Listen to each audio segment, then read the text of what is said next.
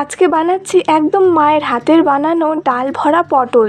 পটল অনেকেই খেতে চায় না, কিন্তু এইভাবে বানালে আঙুল চেটে খাবে। ভিডিওটা শেষ অবধি দেখো, 3টে সিক্রেট টিপস দেবো যাতে পটল তেতো না হয়। তো চলো শুরু করা যাক। এখানে নিয়েছি 8 থেকে 10টার মতো মাঝারি সাইজের পটল। পটলগুলো একটু মোটা দেখে নেবে, পাতলা বা সরু হলে পুর ভরতে অসুবিধা হবে, তাই বলছি। পটলের 2 দিকে কেটে খোসাটা একটু বেছে নিচ্ছি। পটল কাটার পর লবণ জলে 5 মিনিট ভিজিয়ে রাখো, তেতো ভাবটা চলে যাবে।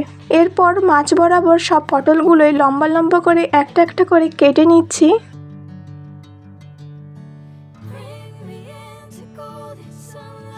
আমার সব পটলগুলোই কাটা হয়ে গেছে। এবার পটলের বীজগুলো বের করব একটা চামচের সাহায্য নিয়ে। সব পটলের বীজগুলো ঠিক একই রকম পদ্ধতিতে বের করে নিচ্ছি।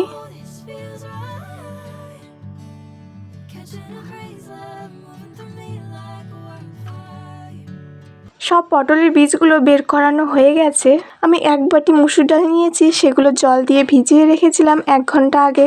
এবার এগুলো মিক্স করব, তার জন্য মিক্সার মেশিন নিয়ে চলে এসেছে। এটার মধ্যে প্রথমে দিয়ে দিচ্ছি পটলের বীজগুলো, এরপর দিচ্ছি 2টো কাঁচা লঙ্কা। আপনারা যদি ঝাল বেশি খেতে চান তার জন্য আপনারা বেশি কাঁচা লঙ্কা দিতে পারেন। আমাদের বাড়িতে বাচ্চা আছে তাই আমি 2টো কাঁচা লঙ্কা দিচ্ছি, বেশি কাঁচা লঙ্কা দিচ্ছি না। এবার 1 ঘন্টা ধরে ভিজিয়ে রাখা মুসুর ডালগুলো দিয়ে দিচ্ছি। আমাদের মিক্সারটা ছোট, তাই আমাকে আরেকবার করতে হবে, একবারে জায়গা হলো না। মিক্সারে বসিয়ে দিয়ে এখন গ্রাইন্ড করে নিচ্ছি।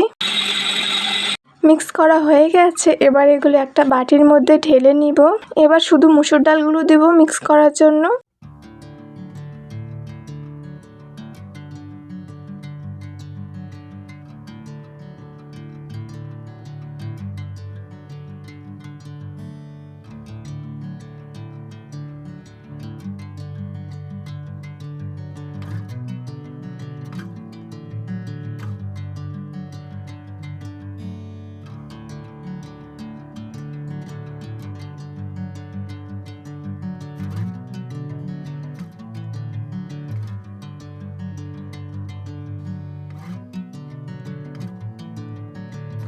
এবার এর মধ্যে দিব স্বাদ মতো লবণ আর পরিমাণ মতো হলুদ গুঁড়ো দিব। এবার ভালো করে মিক্স করে নেব।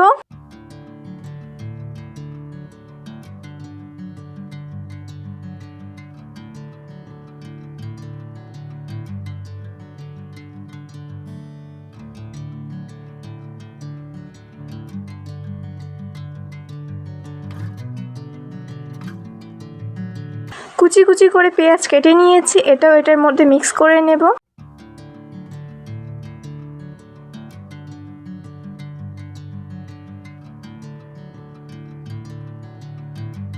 এবার দিয়েছি কাঁচা সর্ষের তেল, আবারও ভালো করে মিক্স করে নেব।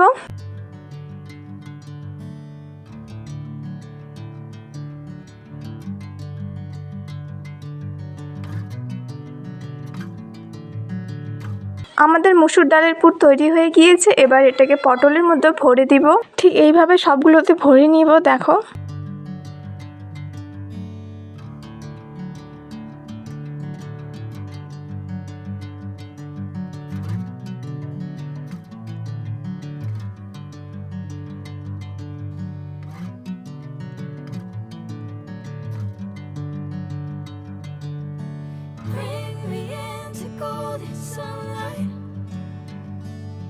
I'm going with you, I know we'll get to the other side. Sinking in, I know this feels right. Catching a crazy love, moving through me like a wildfire, like a wildfire. সব পটলগুলোর মধ্যেই পুর ভরানো হয়ে গিয়েছে। এবার উনুন ধরিয়ে নিব। উনুনের উপর কড়াই বসিয়ে দিয়ে কড়াইয়ের মধ্যে তেল গরম করে নেব।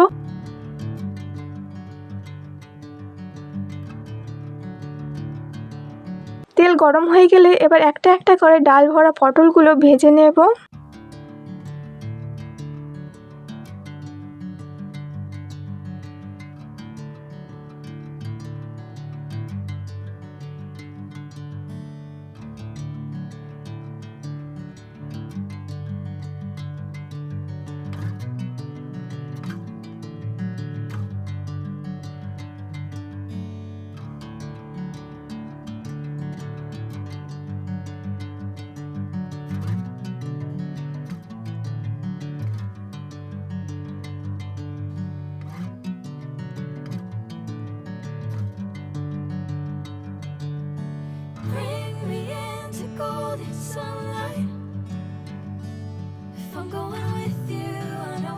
ডাল ভরা সাইডটা ভাজা হয়ে গেলে এবার উল্টে পটলের সাইডটা ভেজে নেব।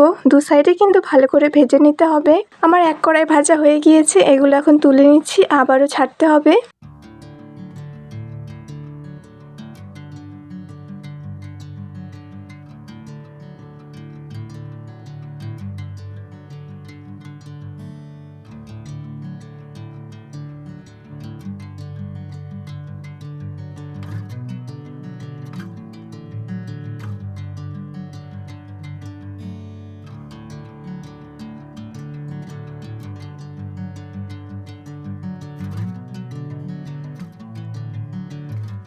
আমার ডাল ভরা পটল ভাজা প্রায় শেষের দিকে হয়ে এসেছে। এই যে দেখো, আমি তোমাদের ভালো করে দু সাইডে দেখিয়ে দিচ্ছি কিভাবে ভাজতে হবে।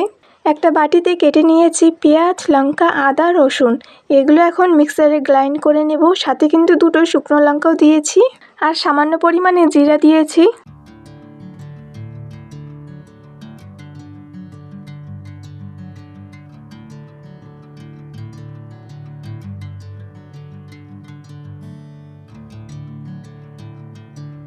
এবার ডাল ভরা পটল ভাজি করা সেই কড়াইয়ের মধ্যে দিয়ে দিলাম 5 ফোড়ন আর জিরা। তারপর দিব সেই ব্যাটারটা, পেঁয়াজ, আদা, লঙ্কা, রসুন বেটে রাখলাম সেগুলো। কিছুক্ষণ নেড়ে চেড়ে নিতে হবে। তারপরে সামান্য পরিমাণে জল দেব উপর থেকে।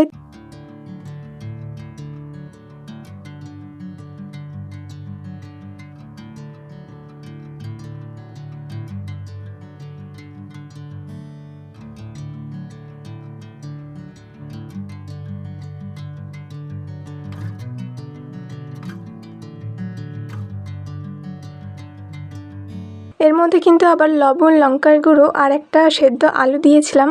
এবার ডাল ভরা পটল ভাজি করে রেখেছিলাম সেগুলো এখন দিয়ে দেবো একটা একটা করে। 3টে কাঁচা লঙ্কা দেবো আবারও। তারপর 2 মিনিটের জন্য ঢাকনা দিয়ে ঢেকে রেখে দেবো।